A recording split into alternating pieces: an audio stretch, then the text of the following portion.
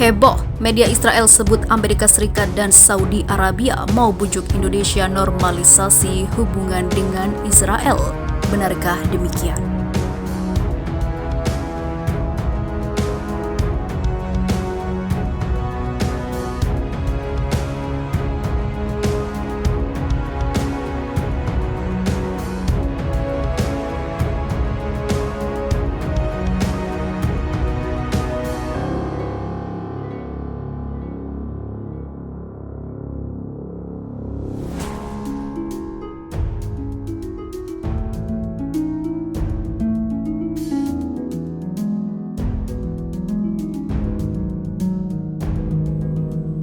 Media Israel mengatakan Arab Saudi sedang bekerja sama dengan Amerika Serikat untuk membujuk negara-negara lain termasuk Indonesia dan Oman untuk normalisasi hubungan dengan Israel. Arab Saudi juga dilaporkan memainkan peran dalam perjanjian normalisasi yang ditengahi Donald Trump antara Israel dan Maroko.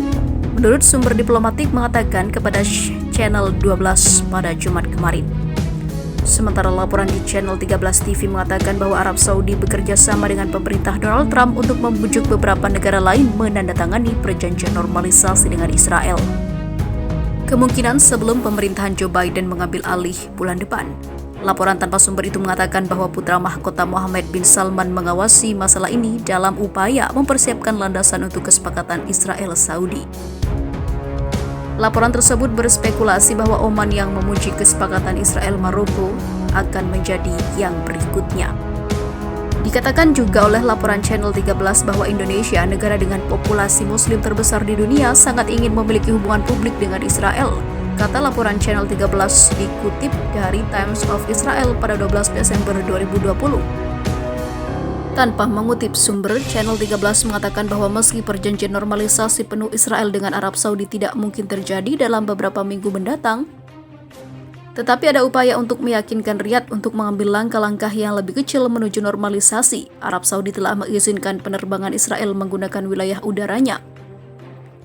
Menyusul pengumuman normalisasi Uni Emirat Arab Israel pada bulan Agustus. Saat dihubungi Tempo terkait laporan ini, juru bicara Kementerian Luar Negeri Republik Indonesia Tuku Faizasah menegaskan, tidak ada komunikasi antara Kementerian Luar Negeri Republik Indonesia soal normalisasi. Kementerian Luar Negeri Republik Indonesia menjalankan politik luar negeri atas konflik Palestina-Israel senantiasa berpegang pada amanat konstitusi, kata Faizasah pada Sabtu lalu. Sebelumnya, Menteri Luar Negeri Republik Indonesia Retno Marsudi juga menegaskan kembali posisi Indonesia terkait konflik Palestina tidak berubah. Saya tegaskan kembali posisi Indonesia bahwa penyelesaian masalah Palestina-Israel harus didasarkan pada resolusi DKPBB yang relevan dan parameter yang disepakati secara internasional. Termasuk solusi dua negara, kicau Retno Marsudi di Twitter pada 14 Agustus 2020 setelah pengumuman normalisasi Uni Emirat Arab Israel.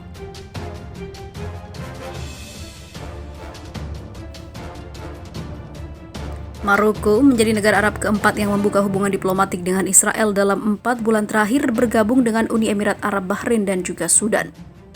Setelah pengumuman normalisasi dengan Maroko, seorang pejabat senior Israel mengatakan kepada Kan News bahwa negara lain yang tidak disebutkan namanya akan mengumumkan kesepakatan normalisasi dengan Israel dalam beberapa hari.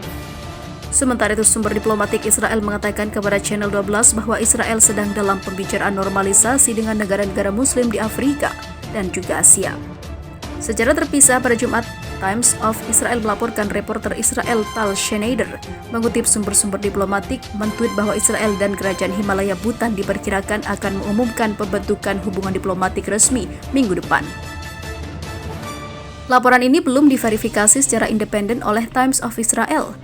Israel dan Maroko pada Kamis sepakat untuk menormalisasi hubungan dalam kesepakatan yang ditengahi Amerika Serikat, Reuters melaporkan. Amerika Serikat mengakui klaim Maroko atas Sahara Barat yang disengketakan dengan kelompok separatis Front Polisario. Pemerintahan Donald Trump juga mengizinkan penjualan senjata senilai miliaran dolar Amerika Serikat ke Maroko. Namun sumber Reuters tidak mengungkapkan apakah ini berkaitan dengan kesepakatan normalisasi. The New York Times juga melaporkan Amerika Serikat sedang mempertimbangkan untuk berinvestasi hingga 3 miliar dolar Amerika atau setara dengan 42,5 triliun rupiah. Di sejumlah bisnis Maroko, sehari setelah Rabat setuju untuk menormalisasi hubungannya dengan Israel, Namun pejabat Amerika Serikat membantah investasi terkait dengan normalisasi hubungan dengan Israel. Sementara itu diberitakan sebelumnya, penerbitan visa kerja dan kunjungan wisata ke Uni Emirat Arab dihentikan bagi warga negara dari 13 negara. Demikian menurut sebuah dokumen yang dikeluarkan oleh pengelola kompleks taman perkantoran milik pemerintah Uni Emirat Arab. Dokumen yang dikirimkan ke semua perusahaan penghuni kompleks itu diterima oleh kantor berita Reuters. Menurut sumber di lingkaran dalam keimigrasian, larangan masuk sudah berlaku sejak 18 November lalu. Pemerintah Uni Emirat Arab menunda proses penerimaan aplikasi kerja dan visa bagi warga negara dari 13 negara untuk waktu yang tidak ditentukan. Negara-negara Muslim yang dimasuk dalam daftar hitam adalah Afghanistan, Libya, Yaman, Aljazair, Irak, Lebanon, Pakistan, Tunisia, Iran, Suriah, Somalia, dan juga Turki. Demikian seperti yang tercantum di dalam dokumen tersebut. Sejauh ini, Otoritas Federal Uni Emirat Arab untuk Identitas dan Kewarganegaraan menolak berkomentar ketika dihubungi Reuters. Tidak jelas apakah larangan tersebut mengandung pengecualian. Seorang sumber Reuters yang ikut dikabari soal larangan ini mengatakan keputusan pemerintah Uni Emirat Arab diambil dengan alasan keamanan. Dia tidak merinci ancaman yang dimaksud, namun mengatakan larangan visa hanya akan berlangsung untuk waktu singkat. Pekan lalu, Kementerian Luar Negeri Pakistan mengatakan pemerintah Uni Emirat Arab tidak lagi memproses aplikasi visa kunjungan bagi warga negaranya. Otoritas di Islamabad berjanji akan mencari tahu sebabnya ke Abu Dhabi, namun awalnya meyakini terkait pandemi COVID-19. Evaluasi kebijakan diplomasi, larangan masuk bagi warga Muslim dari sejumlah negara diberlakukan hanya berselang sekitar 1 bulan setelah Abu Dhabi memberikan kebebasan visa bagi warga Israel. Pemerintah Uni Emirat Arab baru-baru ini juga menjanjikan kemudahan serupa bagi warga negara Indonesia. Revisi teranyar dalam kebijakan visa dilakukan menyusul dekret kerajaan terkait undang-undang korporasi yang membidik aliran investasi asing. Dengan mempermudah pemberian visa, tidak jelas apakah dekret tersebut turut mencantumkan pembekuan visa bagi tenaga kerja dari 13 negara. Reformasi di Uni Emirat Arab mempermudah pengusaha asing dan investor untuk membuka perusahaan tanpa lagi harus melibatkan perusahaan lokal, lapor kantor berita pemerintah WAM pada Senin 23 November kemarin. Selama ini, kepemilikan asing pada perusahaan Uni Emirat Arab dibatasi sebanyak 49% jika berada di luar zona perdagangan bebas.